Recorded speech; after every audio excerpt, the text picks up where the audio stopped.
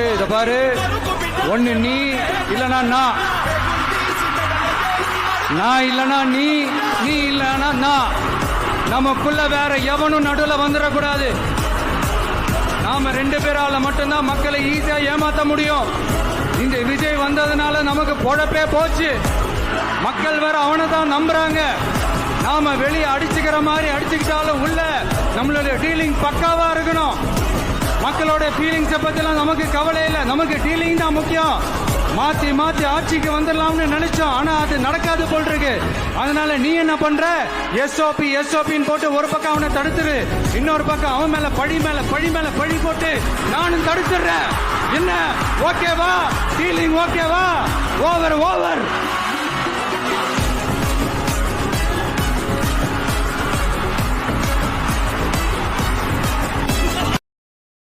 Download ShareChat.